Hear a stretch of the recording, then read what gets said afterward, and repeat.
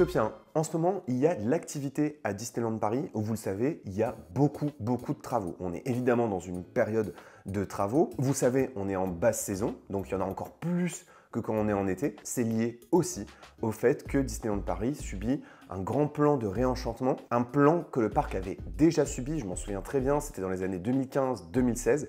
En ce moment, vous le savez, c'est principalement au Walt Disney Studios, dans l'extension des Walt Disney Studios, mais aussi dans le futur World Premiere dont on a déjà parlé il y a quelques temps, mais aussi dans le Disney Village qu'on a traité à plusieurs reprises sur cette chaîne. Le Disney Village se transforme, et ce par étapes, et une nouvelle partie du Disney Village a été dévoilée au public ce week-end. C'était la réouverture de deux boutiques, Disney Style et Disney Glamour. À proximité, il y a aussi le Lego Store qui va réouvrir plutôt en avril. Et puis, il y aura Deco by Disney qui réouvrira probablement à la même période. Donc cette vidéo est dédiée à ces travaux, à ces réouvertures, mais aussi à de grands chantiers dont on n'a pas parlé. Alors vous le savez, ce Disney Village se transforme pour effacer tout ce qui était en lien avec le parti pris de Frank Gehry, qui était l'architecte de Festival Disney. C'était l'ancien nom du Disney Village, avec ses fameuses colonnes. À l'époque, il y avait même des guirlandes. Il y avait même une storyline autour de Festival Disney qui était censée représenter une usine électrique un peu désaffectée et qui était du coup réutilisée par les habitants pour en faire un lieu de divertissement, de spectacle et de consommation. Et puis, c'est un parti pris en fait qui n'a pas du tout été compris, à la fois je pense par Disney, mais aussi bien sûr par les visiteurs. Et donc Disney a peu à peu effacé les traces de l'univers de Frank Gehry, mais ce qui a donné une sorte de Disney Village hybride avec des mélanges architecturaux qui n'avaient plus aucun sens. Aujourd'hui, il y a une volonté d'uniformiser ça. Ça avait commencé avec la fermeture de Café Mickey pour la réouverture de Rosalie, qui est désormais exploité par le groupe Bertrand. Et puis Disney dévoile son propre parti pris avec la réouverture du coup de ce qu'on appelle Disney Style et Disney Glamour. Alors au début, le parti pris architectural de ce Disney Village me plaisait pas beaucoup parce qu'en fait on se reposait essentiellement sur des permis de construire qui n'évoquaient pas les thématiques Disney. Les thématiques Disney ont ensuite été révélées et en extérieur, je trouve que ça fonctionne.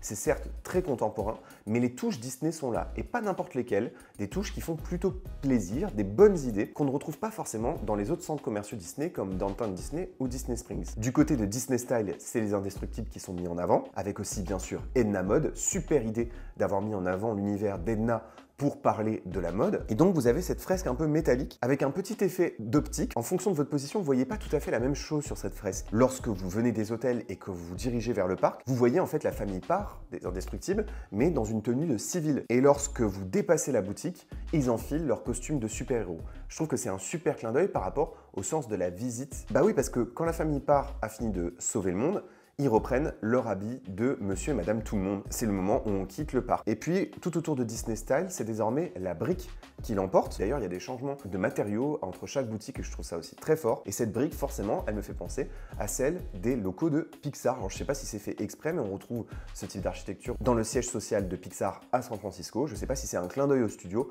mais évidemment, ça marche super bien avec l'univers des Indestructibles. Ce nouveau Disney Village est très contemporain et donc je trouve ça très malin d'avoir intégré cette fresque de Mary Blair qui représente It's a Small World, probablement dans sa version originale, celle de Californie. Mary Blair qui incarne à mes yeux justement ce qu'était l'animation contemporaine Disney. Un style donc du coup très graphique, parfois aussi minimaliste, et donc vous avez cette fresque qui est représentée par l'intermédiaire de chaînes, avec là aussi un changement du coup de matériaux, on voit très clairement. C'est un hommage à une attraction emblématique, à Mary Blair et à son style. Dans son époque, c'était déjà un style considéré comme contemporain. Et donc je trouve que ces extérieurs fonctionnent très bien. Une fois à l'intérieur, il y a donc du coup deux concepts, et j'ai clairement préféré Disney Style.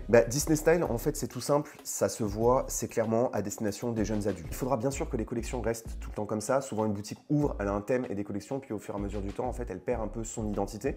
Néanmoins, je trouve que Disney Style, c'est la boutique pour les jeunes adultes, hommes et femmes, par excellence. J'ai adoré cette boutique, je l'ai clairement préférée à Disney Glamour. En fait, il y a beaucoup de collections qui sont disponibles en exclusivité dans cette boutique. On retrouve le fameux corner de personnalisation qui était déjà dans cette boutique, mais là, il a un nouvel emplacement avec bien sûr une sorte de nouvelle thématique. Il y a aussi, c'est vrai, des macarons qui sont vendus à cet endroit. J'ai trouvé ça très marrant de mélanger un peu de food dans une boutique fashionista comme ça. C'est vrai que là, dans les produits, on voit clairement qu'on est à la recherche de capter les jeunes adultes fans de Disney ou au contraire qui veulent du Disney mais discrètement, pour que ce soit en fait possible de porter ces vêtements en dehors des parcs Disney. Donc forcément, c'est une des catégories de produits qui me plaisent beaucoup. En revanche, en termes de thématique, une fois à l'intérieur, c'est beaucoup plus discret en fait qu'en extérieur. C'est à ça que je ne m'attendais pas. En fait, vous avez au niveau de la caisse cette fresque avec Edna Mode, et puis ensuite, c'est surtout un travail sur le mobilier qui a été fait, mais en réalité, il y a assez peu de thématiques dans le reste de la boutique. C'est vraiment très discret et minimaliste, parce que bien sûr, on veut ici, en fait,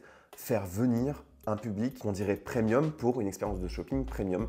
Et dans ces boutiques-là contemporaines, effectivement, tout est très minimaliste. Et c'est pour ça que ça n'a pas du tout fonctionné pour moi dans Disney Glamour. Alors, bien sûr, c'est pas forcément des catégories de produits que je recherche. Il y a en fait tout l'univers de Pandora, qui est le partenaire officiel de Disneyland Paris. Et puis, il y a des collections de bijoux. Il y a aussi une mise en avant de nouveau de It's a Small World, mais il faut vraiment la remarquer au niveau de la caisse, et c'est vraiment très discret et minimaliste. Puis, les vêtements qui sont vendus sont clairement plus Disneyisés. Je suis partagé entre l'attrait de la nouveauté et la mélancolie. Je sais évidemment que ces boutiques vont beaucoup mieux fonctionner que les précédentes, à la fois par leur thématique, mais aussi par les produits. Mais je suis quand même triste du départ de Art Gallery. Disney Art Gallery, qui était cette boutique où on pouvait acheter des affiches, des figurines, des livres.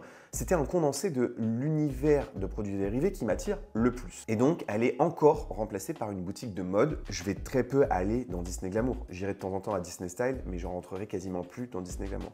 Donc, c'est une page aussi qui se tourne un peu de l'histoire du Disney Village. Donc, pour moi, c'est plutôt réussi en extérieur. En intérieur, c'est très minimaliste et contemporain. Un petit peu froid pour moi. On va continuer à parler de boutiques parce qu'en ce moment, en fait, il y a à la fois des constructions de nouvelles boutiques et beaucoup de rénovations de boutiques, comme on vient de voir là avec le Disney Village.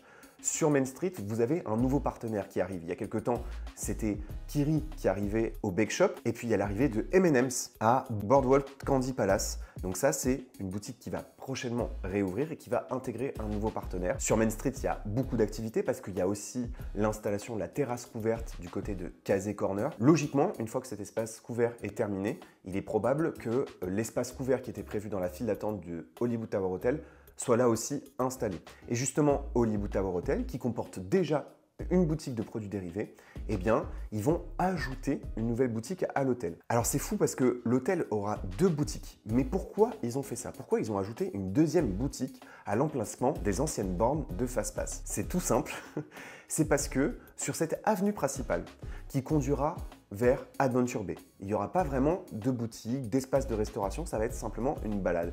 Eh bien, en fait, ce Main Street végétal va s'accompagner d'une boutique au niveau du Hollywood Tower Hotel. Il en faudrait d'autres, je pense. Mais cette boutique va probablement être une des plus fréquentées du parc parce qu'elle sera sur l'avenue principale qui va desservir les Landes. C'est comme l'équivalent d'un Main Street. Elle est d'ailleurs dans le prolongement de Studio 1, de World Premiere Plaza. Si vous ne faites pas l'attraction Hollywood Tower Hotel, vous ne passez pas dans la boutique principale de l'attraction. En revanche, vous passerez forcément dans cette boutique. Donc pour moi, c'est une excellente idée d'avoir ajouté une boutique ici. Mais ça soulève un point important, c'est que cette balade jusqu'à Adventure Bay est trop dépourvue d'espaces de restauration, de boutiques et même tout simplement d'attractions. Et puis à Disneyland Paris, dans le parc principal, vous avez 2 gros chantiers en ce moment. Le premier, c'est du côté de Big Thunder Mountain, qui subit une très grande réhabilitation. J'en ai déjà connu une à Disneyland Paris, c'était spectaculaire, ça avait duré quasiment 2 ans. Ils avaient même vidé River of America, ils avaient tout refait, mais sauf que ça avait duré un temps de dingue. L'attraction a vraiment besoin d'une grosse réhabilitation et celle-ci, elle s'étend simplement sur 6 mois. Et il semblerait en fait que le parc ait fait le choix de faire une grande réhabilitation sur cette attraction, mais plus étalée dans le temps, pour qu'elle soit ouverte chaque été. Et donc oui, Big Thunder Mountain va réouvrir à l'été 2025. Et en ce moment, la rénovation, elle se fait principalement sur la thématique. Et il y aura probablement plusieurs autres réhabilitations dédiées cette fois-ci beaucoup plus aux aspects techniques de l'attraction. Et donc là, en ce moment, c'est très impressionnant parce que la tour en dessous de laquelle passent les trains a été retirée, probablement pour être reconstruite. Et c'est ce qu'ils expliquent, c'est qu'en fait, ils vont principalement faire un travail sur le bois pour cette réhabilitation. Et donc, ils vont remplacer plusieurs structures comme ça par des nouveaux éléments fabriqués sur mesure et plus résistants à mon avis aussi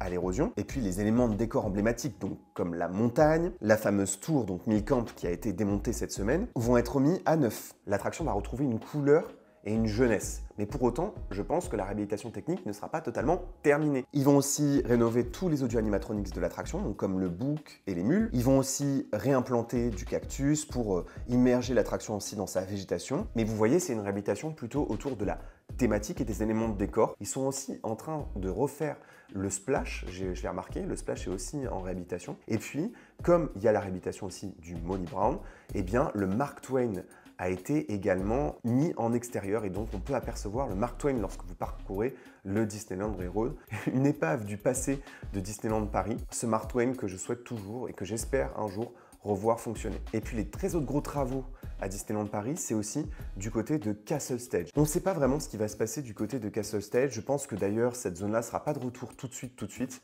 Mais en fait, Castle Stage avait un problème principal, c'était les backstage. Lorsque les artistes arrivaient, ils arrivaient à proximité de l'auberge de Cendrillon, et puis il fallait qu'ils se déplacent en extérieur devant les visiteurs jusqu'à la scène. Ça ne permettait pas une très grande liberté créative sur scène, notamment dans la gestion des costumes, des entrées et des sorties des personnages. Avec l'ajout de backstage, ce sera une vraie surprise pour les visiteurs, mais aussi une plus grande flexibilité pour les artistes pour réussir un show plus surprenant. Et donc, la structure du Castle Stage a l'air un peu de s'élever. Elle sera apparemment un peu plus grosse et imposante. En revanche, on n'a aucune idée du spectacle qui pourrait être joué si le théâtre va être intégré à Noël et Halloween. À mon avis, c'est un peu tôt. Moi, ce dont je rêve à Castle Stage, c'est un spectacle dans l'esprit de Mickey Friendship Fair qui a lieu au Magic Kingdom depuis des années, qui a été un petit peu remodelé en fonction de l'actualité, de la mode avec les personnages. Et en fait, c'est un spectacle qui a lieu plusieurs fois par jour pour souhaiter bienvenue aux visiteurs sur une musique un peu pop et qui revisite les grands classiques Disney. En fait, j'aimerais un peu une célébration comme ça,